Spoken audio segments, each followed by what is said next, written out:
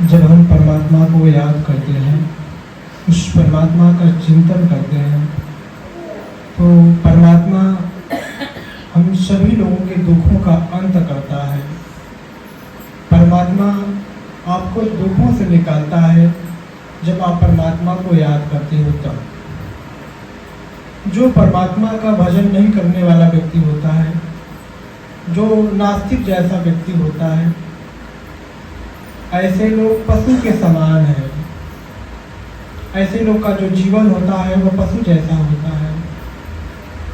भगवान भी सोचते हैं कि जितने भी मनुष्य हैं सब भजन करें, सब परमात्मा का भजन चिंतन करें और दुखों से बचें। आने वाला जो उसका उनका शरीर है वह सुखदायी बनाए, जन्म मरण से मुक्त होए, वो अपने पीड़ा कष्ट से बाहर निकले। भगवान भी सोचते हैं, लेकिन मनुष्य इस बात को समझ नहीं पाता है। मनुष्य कैसे समझेगा इस बात को? जब मनुष्य इच्छाओं से भरा हुआ हो, उसके अंदर छल कपट ईर्ष्या क्रोध ऐसी चीजें हावी हो गई हो उसके अंदर, तो उसको सत्संग की चीजें नहीं अच्छी लग सकती हैं, उसको भगवान की बातें नहीं अच्छी लग सकती हैं। तो ऐसे व्यक्ति पशु जैसा जीवन जीते हैं। जो बुचड़ खाने में पशु रहते हैं ना, एक पशु कट रही है, दूसरा देख रही है कि मेरा भी नंबर आने वाला है। ऐसे ही मनुष्य हैं, वह देखता है कि उनका मृत्यु हो गया है, मैं उनका शव लेके जा रहा हूँ जलाने के लिए मनकंडा घाट पे या किसी भी घाट पे जहाँ शव जलता हो। उस शव को देख रहा हूँ चलते हुए, फिर भी आंखें नहीं खुल रहा है। जान रहे हैं कि हमको भी इस जगह आकर एक दिन जल जाना है, इसी रूप में एक न एक दिन सबको आना है। जब कोई मर जाता है तो रोते हैं ना आप लोग। अच्छा, ये तो बात तय है कि आप भी मरोगे एक दिन कि नहीं मरोगे? लोग कहते हैं कि अमृत का घड़ा भी कि नहीं लाए हो। एक न एक दिन तो अंत सबकी है। ये जो शरीर है आपका, एक न एक दिन मिट जाएगा, मिट्टी में मिल जाएगा। माटी का खिलौना एक दिन माटी में मिल जाएगा। ये तो माटी का खिलौना है, इस पर किस बात की घमंड? ये जो समाज में आप शोहरत धन पाए हो, ये तो क्षण भर का है, इस पर किस बात की घमंड? जो भी चीज आपको मिला है एक न एक दिन छूट जाएगा। ये माया है। जब मनुष्य ज्ञानहीनता की तरफ जाता है, उसके अंदर अविवेक हो जाता है, तो मूल बात को नहीं समझ पाता है। वह गलत चीज को ही सत्य मान लेता है और उसी में वह जीने लगता है। एक दिन वह धोखा खा जाता है कि ओह, मैंने तो इसको असली चीज मानकर पकड़ा था, ये तो धोखा दे गई। मतलब पूरे जीवन भर उसी को पकड़े रह गए, लेकिन क्षण भर में वो चीजें आपसे छूट गई। तो ऐसी क्या चीज है जो आपसे छूटे ना? ऐसा क्या नाम है, ऐसी क्या वस्तु है जो आपसे कभी छूटे ना, जो जन्म जन्म तक आपका साथ निभाए, जो आपके दुख सुख में साथ दे? ऐसा क्या चीज है? वह है प्रभु का नाम। प्रभु का नाम ही एक ऐसा चीज है जो आपके साथ रहेगा, अन्यथा इस दुनिया में सब कुछ छूट जाने वाला है। सब आप मोह के वजह से आप अपने विचारधारा गलत कर लेते हो, किसी को उल्टा सीधा बोल देते हो, किसी के प्रति गलत सोच लेते हो, भगवान के प्रति भी संदेह करने लगते हो इच्छा की वजह से, माया की वजह से। भगवान तूने मेरे साथ ऐसा कर दिया। देखिए, मैं बार बार बोला हूँ, भगवान किसी के साथ गलत नहीं करते हैं, भगवान सबके साथ अच्छा करते हैं। कोई पिता अपने पुत्र का अनित चाहता है क्या? ऐसा तो कोई पिता नहीं होगा। कोई पिता नहीं चाहता है कि मेरा पुत्र कष्ट में हो, कितनों नालायक बेटा क्यों ना। तो जो परम पिता परमात्मा, वह कभी हम लोग का बुरा नहीं चाहेगा, हम लोग का हमेशा हित चाहता है, हम लोग का कल्याण चाहता है। बस हम लोग माया के चक्कर में सब कुछ भुला देते हैं। उन्हें भगवान भी है, जिनको हम याद करें, ये चीज़ से हम विमुख हो जाते हैं। तब जीवन में आपके धीरे धीरे कष्ट जब आता है, तब आप इधर उधर भागने लगते हो। किसी पंडित जी के पास जाओगे, किसी तांत्रिक के पास जाओगे, धीरे धीरे अपन हाथ, भाई देखो लोग कहते हैं ना, गांव में कहावत है कि थरिया हराता है तो लोग अगरी में भी खोजते हैं, ऐसा लोग कहते हैं ना। तो कहने का तात्पर्य यह है, जब आपके जीवन में कष्ट अचानक आएगी तो आप पूरी दुनिया खाने लगोगे। उसके पहले आप तो एकदम कुछ नहीं समझते थे, मेरे आगे कोई कुछ है नहीं है, जो हूँ तो मैं हूँ, ऐसे आप अपने अंदर भावना रखते हो। कहा जाता है ना कि निस्वार्थ भाव से किसी से प्रेम करो, निस्वार्थ भाव से किसी का सेवा दो, निस्वार्थ भाव से जीवन में आगे बढ़ना है, जीवन में ग्रोथ करना है, सुखी रहना है, अपने पापों का नाश करना है। चाहते हो कि हमारे जीवन में हर कार्य सिद्ध हो जाए, जो भी चाहो वो प्राप्त हो जाए, तो आप भगवान में लग के देखो, जो मांगोगे भगवान वह देंगे। अच्छा, ऐसा नहीं कि आप बोलो मैं प्रधानमंत्री बन जाऊं, ये संभव नहीं है। बात समझ रहे? कहने का मतलब यह है कि जो उचित होगा आपके लिए, जो हित होगा आपके लिए, भगवान वही चीज आपको देंगे जो आपके लिए बढ़िया होगा। जैसे एक छोटा बच्चा होता है ना, जिस चीज के लिए मना करो उसी चीज की तरफ वो ढेर भागता है। कोई दूध गर्म रख दो, वो बच्चा बार बार उसी की तरफ जाएगा, उसी में हाथ डालने का प्रयास करेगा। लेकिन एक माँ जानती है कि अगर हाथ डाल देगा तो ये जल जाएगा, लेकिन बच्चा जिद करता है, रोता है कि हमको जाना है। इसलिए आप जिद करते हो कि हमको ये पाना है, लेकिन भगवान आपको वही चीज दे देते हैं जो आपके लिए उचित हो, जो आपके लिए बढ़िया हो। देखिए, जो आप सत्संग सुनते हो ना यहाँ पर, इसका जो पुण्य है, जो पुण्य का फल है, ये आपको मिलता है।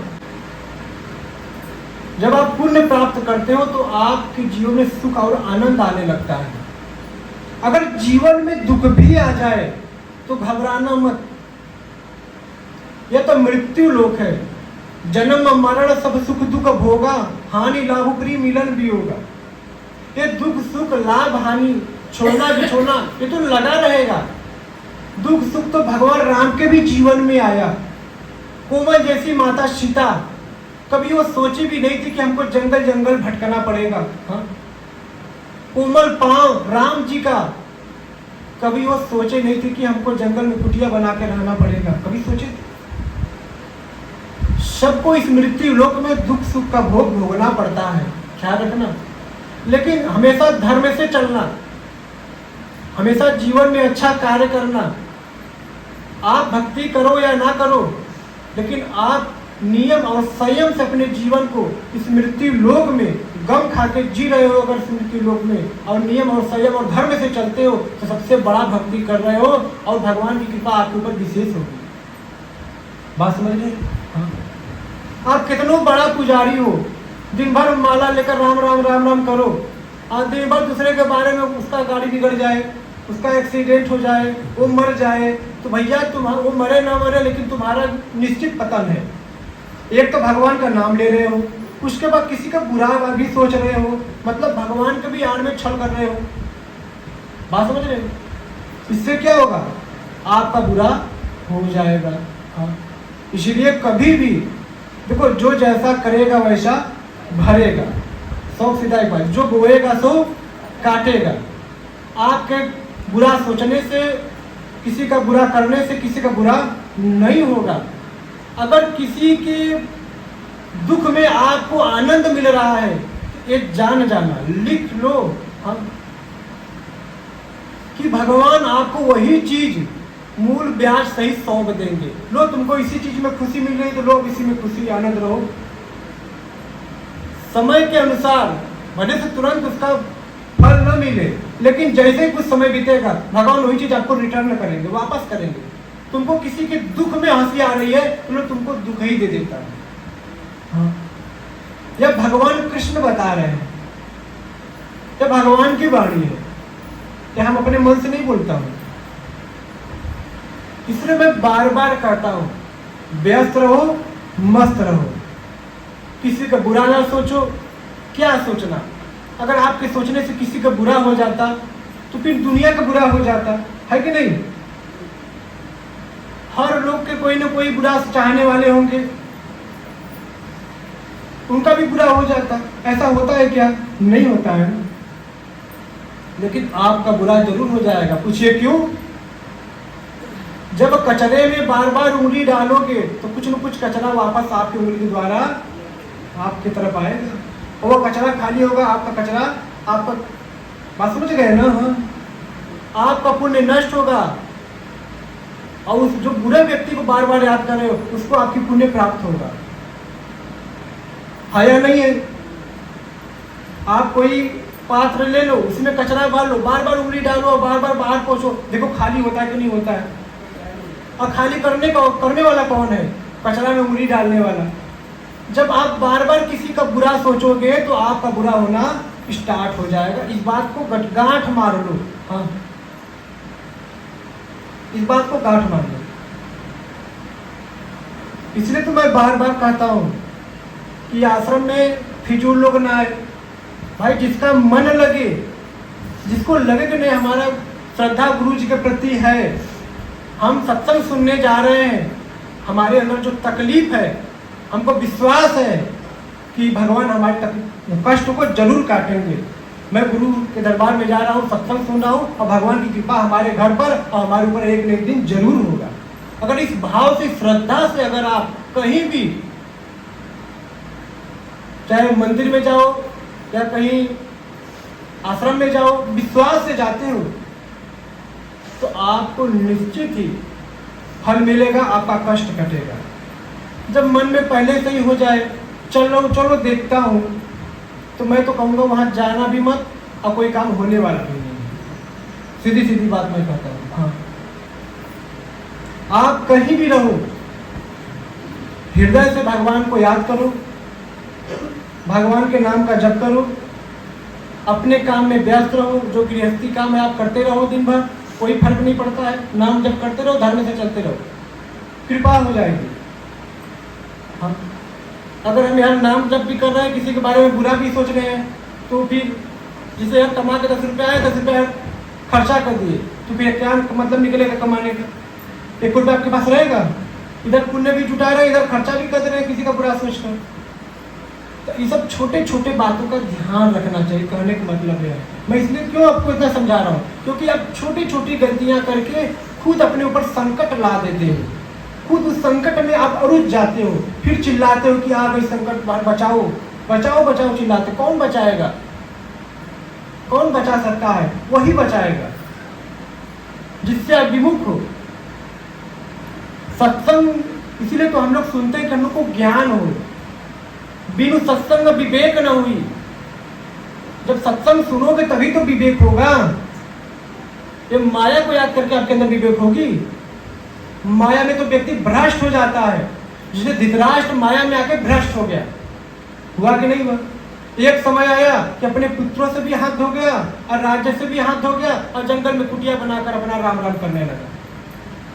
जिस चीज को पहले करना चाहिए उस चीज को बाद में किए, कुल गंवाने के बाद। मैं नहीं चाहता हूं कि हमारे भक्त कुल गंवा दे। जो है पुण्य पड़ता वो बचा के रखे, मरने के बाद कुछ साथ में रहे, ताकि उसके आत्मा को कष्ट न हो, पीड़ा न हो, उसके कर्म के अनुसार उसको बहुत दुर्गति वाली शरीर न मिले। जब आपके पास पुण्य रहेगी ना, तब आपको अच्छा शरीर मिलेगा, सुखदायी शरीर मिलेगा। फिर मानव शरीर में आओगे धरती पर, जन्म मरण से मुक्त हो जाओगे अपने कर्म के अनुसार। बात समझ पा रहे हैं? इसीलिए मैं बार बार कहता हूँ, भजन कर भाई, तू भजन कर। लेकिन भजन हम लोग कहाँ को करेंगे? भजन करेंगे तो दुबरा जाएंगे तो, हाँ, वजन घट जाएगी तो। भजन करने से शरीर में ताकत आती है, ये भी जान जाओ। भजन एक विटामिन का कैप्सूल है, इतना ख्याल रखना। जब आप अशांति में होते हो, जब आपका मन घबराता है, जब आपके अंदर डर पैदा हो जाता है किसी प्रकार का, तब भगवान के नाम रूपी कैप्सूल जब ग्रहण करने लगते हो तो शांति मिलने लगती है। तब कहते वाह, आनंद आ गया, मन शांत हो गया। कितना अशांत था, बात समझ रहे हो? यह होती है भगवान के नाम का कैप्सूल, बड़ा विटामिन होती है, इसमें हर प्रकार की विटामिन है। हाँ, जो इस गोली को लेता है उसको और कोई विटामिन का गोली लेने की आवश्यकता नहीं है। हाँ। तो हम तो कहते हैं भैया कि गृहस्थ में समय नहीं तो संध्या सवेरे जरूर नियम पूर्वक हाँ नाम जप करते रहो, पार हो जाओगे। अरे दुख सुख को पकड़ो मत कि हमको दुख आ गया, हम भजन कर रहे हैं, हम नाम ले रहे हैं, अब कहाँ जाऊं, फिर इधर भागोगे, फिर उधर भागोगे, फिर उसी जगह आके थक के फिर बैठ जाओगे। मतलब घूमते घूमते फिर उसी जगह आओगे जहां से तुम निकले थे, क्योंकि उससे बड़ा कोई है ही नहीं धरती पर। अगर आपका कोई कष्ट काट सकता है, आपको कोई दुख से निकाल सकता है, वही निकाल सकता है, और कोई नहीं निकाल सकता। इतना बात गठिया लेना। आप क्या सोचते हो ना कि मैं किसी को हाथ दिखा दूं तो कुछ उपाय करवा दूं तो ये हमारा जो समस्या है हट जाएगा, टल जाएगा। नहीं टले। कितने दिन तक टालोगे? वो एक न एक दिन दूसरे रूप में आकर खड़ा हो जाएगा। ख्याल रखना, कुछ समय के लिए लगेगा कि ये काम कराया तो कुछ राहत है, अब कुछ ठीक ठाक है, लेकिन जैसे ही और समय बीतेगा फिर वो सामने आपके प्रकट हो जाएगा। कर्म से कभी पीछा छुड़ा नहीं सकते। अगर उससे पीछा छुड़ाना है तो आपको भजन करना पड़ेगा। आप अगर भजन कर रहे हो तो ये जान जाओ कि आप सारी समस्या से धीरे धीरे निकलने लगोगे। हाँ, उससे परे होने लगोगे। समस्या से बाहर निकलना है तो आपको भजन करना पड़ेगा। अगर भजन नहीं करोगे तो समस्या आपके ऊपर पड़ती जाएगी। आप ये मत सोचो कि हमारे पास सब कुछ है, भगवान ने सब कुछ दिया तो भजन काहे को करें। कितने लोग कहते हैं महाराज जी अभी तो जवान है, भजन क्या करेंगे, बुढ़ौती में करेंगे। भैया बुढ़ौती कोई देखा है? कल कोई जानता है कल क्या हो जाएगा? प्रहलाद तो बचपन से ही भजन करने लगे, वो तो कभी नहीं सोचे कि हम वृद्ध हो जाएंगे तो भजन करेंगे। देखिए यह कलयुग है। कलयुग में मन जो है ना, हर व्यक्ति का मन ऑटोमेटिक मन गणित रचना करती रहेगी। क्या करेगा भजन करके? देख तेरे साथ ऐसे ऐसा हो रहा है, तू महाराज जी के जाता है, सत्संग सुनता है, देख कितने गरीबी में तू आ गया है, तुम्हारा देखो ये काम नहीं हो पाया, इतना दिन से जा रहा है सत्संग सुन रहा है, देख तेरा काम पूरा नहीं हुआ, तेरा मनौती नहीं हुआ, बल्कि और कुछ काम बिगड़ गया। मतलब ऐसे ऐसे आपकी याद चीजें दिलवा कर आपको भरमाएगा आपका मन ना, फिर आप बैठ जाओगे। यही तो कलयुग का प्रभाव है। जैसे ही उसको मौका दोगे वैसे ही आपके अंदर हावी होकर आपको भगवान से विमुख कर देगा और आपको और कष्ट में डाल देगा। हाँ, ख्याल रखना। ऐसे मन में विचार आए तो उसको एक झापड़ मारो जोर से, अब मार के भगा दो। झापड़ कैसे मारना है पता है? उसका जो विचार है, जो कह रहा है मन, उसको सुनो ही ना, उसको तुरंत डांटो, फटकारो और तुरंत बाहर करो। चंडाल कहेंगे हमारा नहीं चाहता है, हमारा बुरा चाहता है, तुरंत पॉजिटिव राम राम सीताराम सीताराम सीताराम सीताराम करो, मन फिर फ्रेश हो जाएगा। क्या हो जाएगा? फ्रेश हो जाएगा। हाँ, जब कोई लैपटॉप चलाता है, कंप्यूटर चलाता है, तो थोड़ा कम चलने लगता है तो लोग रिफ्रेश मारते हैं ताकि रिफ्रेश हो जाएगा तो फिर सिस्टम सही हो जाएगा। तो ये जो कुछ माया की कुछ चीज होती है ना, ये अंदर फिर प्रकट होने लगती है, आपको फिर भगवान से विमुख करने लगता है। तब जोर जोर से सीताराम सीताराम करने लगता है तो फिर आपका मन सही हो जाता है। फिर जो पाप आ रहा है आपके मन में ना, वो फिर भाग जाता है। इसलिए मैं बार बार कहता हूँ, सत्संग सुनो। सत्संग सुनने से अनेकों लाभ है, अनेकों फायदे हैं। कहीं भी रहो लेकिन सत्संग सुनने आओ, जिसका मन लगे वही आए, फिजूल ना। मैं तो बार बार कहता हूँ। अब यहाँ तो मन न लगे फालतू बैठ के क्या करोगे? महाराज जी कहने से आ गए, महाराज जी सत्संग सुना रहे हैं, आपका मन घर की समोसा छना था, हाँ खा जाएंगे लोग, हमको बचेगा ही नहीं, तो हम तो कहीं घर समोसा खाओ घर पे। कहने का तात्पर्य यह है, अगर आप दूर दराज से आ रहे हो तो श्रद्धा से आओ, कुछ पाओ और कुछ यहाँ से लेके जाओ। जिससे तुम्हारा कल्याण हो, तुम्हारे परिवार का कल्याण हो। हाँ, कुछ पाओ। अब यहाँ पे आए, कुछ भी नहीं लेके गए तो समझ लो कि व्यर्थ है आना।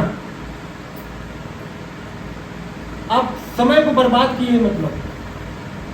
तो हम बार बार कहते हैं आओ तो कुछ लेके जाओ, खाली हाथ मत जाओ।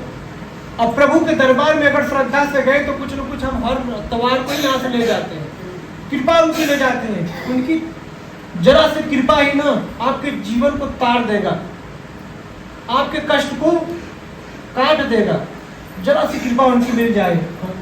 इसलिए हमको निरंतर लगे रहना चाहिए भगवान में।